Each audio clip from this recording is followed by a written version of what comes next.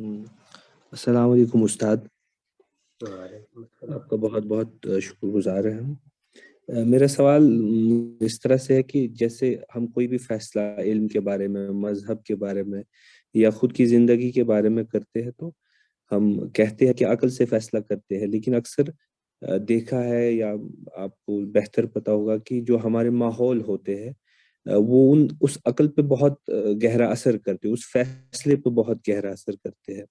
یہ سوال میں اس حوالے سے کرنا چاہتا ہوں کہ اگر جیسے ابھی ہمارے ایک بھائی سوال کر رہے تھے کہ ہندوؤں کے بارے میں، یہاں ایسا ماحول ہے ان کے ارد گرد کہ ان کے پاس اگر کوئی استدلال بھی پیش کرے وہ اس کو سمجھ نہیں پاتے ہیں۔ عقل ان کے پاس بھی اتنی برابر ہوتی ہے، ہمارے پاس بھی۔ ہم شاید اس لیے سمجھ پاتے ہیں کیونکہ ہم نے بچپن سے ایک ایسا ماحول پایا ہے جس میں ہم نے پیغمبروں کی روایتیں پڑھی ہے یا سنی ہے، یا عرب کے پاس جب قرآن نازل ہوا، رسول اللہ صلی اللہ علیہ وسلم کی بعثت ہوئی، ان کے پاس بھی ایسا ماحول تھا، یا اب جو آنے والا وقت ہے اب ایسا ماحول ہے کہ سائنس کا ماحول ہے، جو خدا سے ملحد بنے ہوئے ہے، ان کے پاس اور جو فیصلہ کرنے کا جو قوت ہے اس پر جو دوسرے اثرات ہیں وہ زیادہ اثر کرتے ہیں، اس لیے ہم صحیح فیصلہ نہیں کر پاتے ہیں۔ تو اس مسئلے کو کیسے ٹیکل کیا جائے تاکہ انسان کو حق پتہ چلے اور باطل سے دور رہے؟ شکریہ۔ انسان کو اللہ تعالیٰ نے علم و عقل کے امتحان میں ڈالا ہے۔ جتنے خارجی عوامل ہو سکتے ہیں، ماحول ہے، معاشرہ ہے، والدین کی تربیت ہے، ان سب چیزوں سے اوپر اٹھ کر اس کو حق اور باطل کا فیصلہ کرنا ہے۔ یہ ذمہ داری اللہ نے ڈالی ہے، البتہ اس کی عنایت ہے کہ وہ اس ذمہ داری کو پورا کرنے میں اگر کوتاہی ہو گئی تو حالات کی رعایت دیتا ہے۔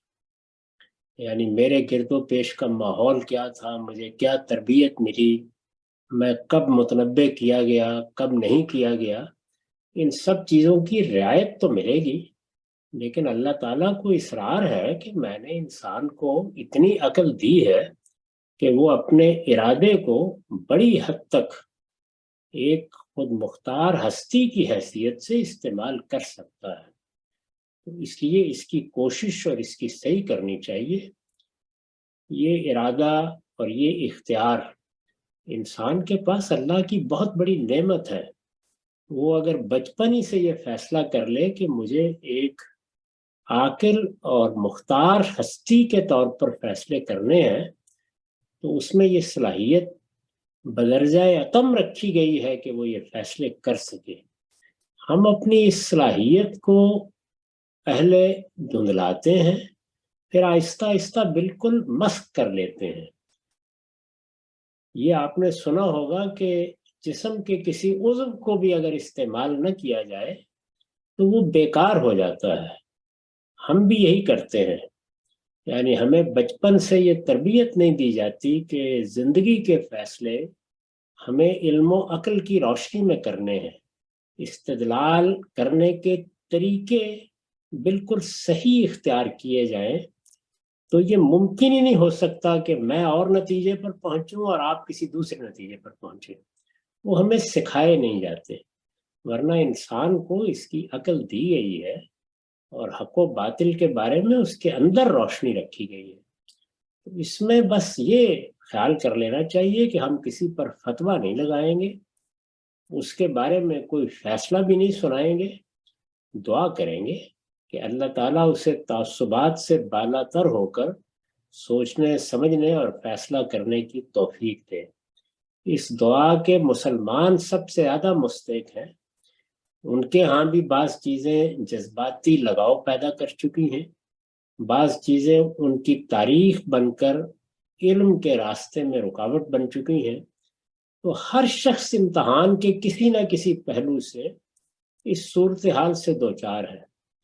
چنانچہ ہمارا کام یہ ہے کہ ہم لوگوں کو اس کی طرف توجہ دلاتے رہیں۔ تو آپ بھی توجہ دلاتے رہیے۔ باقی اس کائنات کے پروردگار نے ہمیں اطمینان دلا دیا ہے کہ ما انا بظلام للعبید، یہ میرے بندے ہیں، میں ان پر ذرہ برابر بھی ظلم نہیں کروں گا۔ اس پہ اعتماد رکھیے، اپنی ذمہ داریاں پوری کرتے رہیے، اتنی بات ہمیشہ لوگوں کو بتائیے کہ اللہ کی دی ہوئی عقل پر پردے ڈالنے کے لیے جو عوامل بھی تمہارے گرد و پیش میں ہیں وہ عقل کے مقابلے میں اور تمہارے ارادے کے مقابلے میں بہت کمزور ہے. اس لیے ان کمزور چیزوں سے مروب ہو کر اپنی عقل کو معطل نہ کر بیٹھو. میں اسی وجہ سے یہ توجہ دلاتا ہوں کہ دعوت میں بھی پہلا مرحلہ یہ نہیں ہونا چاہیے کہ آپ پیغمبروں کی دعوت لے کے چلے جائیں، آپ دوسرے پہ تنقید شروع کر دیں. پہلا مرحلہ یہی ہے کہ آپ اپنے مخاطبین کو سوچنے سمجھنے، اپنی عقل کو بیدار رکھنے، فیصلہ کرنے کے لیے صحیح طریقے سے استدلال کرنے کی طرف متوجہ کریں. جب یہ حجاب اٹھ جائیں گے تو باقی کام اللہ تعالیٰ خود ہی طے کرا دے گا. ہمارا حال بھی یہ ہے کہ ہمیں یہ معلوم ہوتا ہے کہ ہمارے مخاطبین کن حجابات میں ہیں، لیکن ہم ان حجابات کو دور کرنے کے بجائے اپنی بات منوانا شروع کر دیتے ہیں. تو آپ کے اس تجزیے سے مجھے اتفاق ہے، لیکن ایسا نہیں ہے کہ انسان ان چیزوں کے سامنے بے بس ہے. اصل چیز یہ ہے کہ وہ ان حجابات کو اتارنے کی صحیح نہیں کرتا، اس لیے کہ اسے کبھی متوجہ ہی نہیں کیا گیا. تو پہلا کام یہی کرنا چاہیے کہ یہ حجابات اتارے جائیں. غیر مسلموں کے معاملے میں ان حجابات کو جو چیز خود اتروا دے گی وہ قرآن مجید ہے، اور وہ ہم کبھی پیش ہی نہیں کرتے، جبکہ ہمیں کہا گیا ہے کہ ہم اللہ کی کتاب لوگوں تک پہنچا دیں اور ان سے درخواست کریں کہ اگر کبھی موقع ملے اور آپ کی توجہ ہو تو یہ کتاب ہے جس کے بارے میں یہ کہا جاتا ہے کہ یہ مستند ترین کلام ہے، یہ تاریخ کی روشنی میں ہے، اس لیے آپ اس کو پڑھ لیجئے. تو دعوت بھی یہ ہے جو لوگوں کے سامنے پیش کرنی ہے، اور قرآن کا کمال یہی ہے کہ آدمی اس کو شروع سے آخر تک ایک بار پڑھنے کے لیے آمادہ ہو جائے تو وہ ان تمام عوامل کو اٹھا کر پھینک دیتا ہے اور حجابات دور کر کے آپ کو بالکل صحیح جگہ پہ لا کھڑا کر دیتا ہے. یہ ہم نہیں کرتے، ہم خود تقریریں کرتے ہیں، خود واعظ سناتے ہیں، اپنے لٹریچر کو بڑی چیز سمجھتے ہیں. یہ سب دعوت کے لیے موضوع ہی نہیں ہے، اس لیے کہ انسان جس جگہ سے بیدار ہوتا ہے وہ صرف کلام الہی ہے.